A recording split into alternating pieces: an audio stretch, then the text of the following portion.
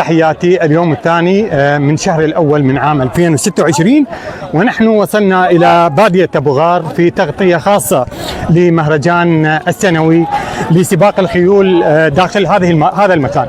طبعا الأجواء جدا جميلة، وصور ستظهر لكم أيضا في الحديث مع عدد من الفرسان. خليكم وياي مع هذه القصة. وأريد هذا ترفع لي هيك. حلو.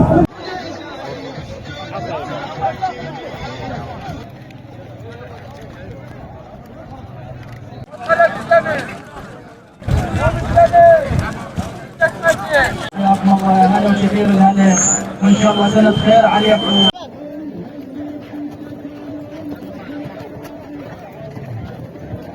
والله مهرجان للسباق الخيول العربيه الاصيله. نعم. وهذا ديدن حسب ما تعلم انت كل سنه مشارك ويانا بهذا المهرجان. نعم. المهرجان السنوي السابع. نعم. بالتوالي. المهرجان يتعدد من عده فقرات. الفقره الاولى اللي هي تكون فحص الخيل. نعم. كادر من بيطره محافظه ذقار قضاء سوق الشيوخ. نعم. دكتور ابراهيم ودكتور علي. نعم. يفحصون الخيول من ناحيه الشريحه ومن ناحيه القياس. نعم. النوبي من وراء مرحله الفحص مال الخيل. نعم. نبدا استعراض الروابط. تمام. إيه. بعدها شوط السباق. ايش قد السباق طوله؟ السباق 4 كيلو. نعم.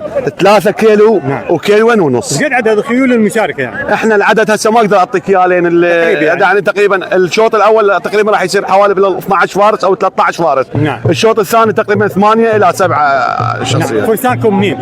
فرساننا محافظات وسوق الشيوخ. نعم. والناصريه ونواحيها. نعم. محافظه البصره مثلا سماوه. نعم. الديوانيه. نعم. الكوت. نعم. العماره.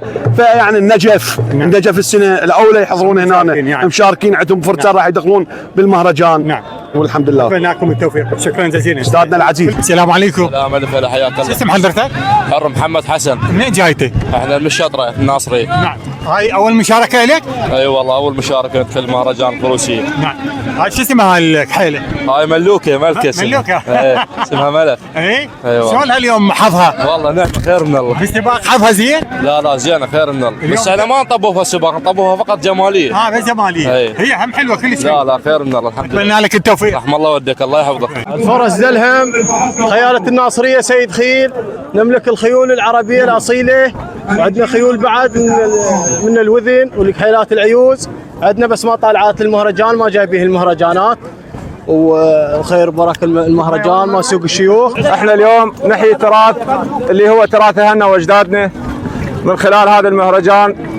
واهلا وسهلا بكم وحياكم الله. وهاي خيلنا العربيه، الخيل الاصيله مال اجدادنا نحافظ عليها لحد الان، اللي هي رسنها صقلاويه اسمها مراجل. وان شاء الله الخير والبركه بكل الخيل هاي الموجوده هنا اللي اجت. حياكم الله واهلا وسهلا بكم. جينا من الناصريه فاستعراضاتنا والجماعه ويانا والولد كل احنا موجودين هنا. حياكم الله واهلا وسهلا. ونريد بس واحد يكون يشاجعنا، نريد واحد يكون يفزع لنا من كامله يعني المحافظات وهي الساحه، وموجودين هنا كل احنا محافظه واحده ان شاء الله وبلد واحد ورايه واحده. الفائز الاول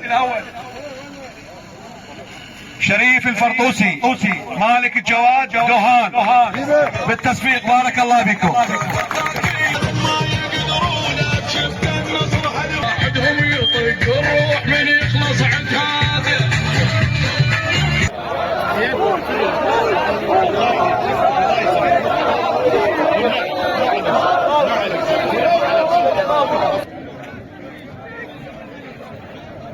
إلى هنا تنتهي جولتي من بادية أبو غار جنوب محافظة ذقار، وذلك في تغطية للمهرجان السنوي لسباق الخيول العربية الأصيلة. إن شاء الله هذه الصور قد راقت لكم. ألتقيكم في قصص أخرى. تحياتي للجميع.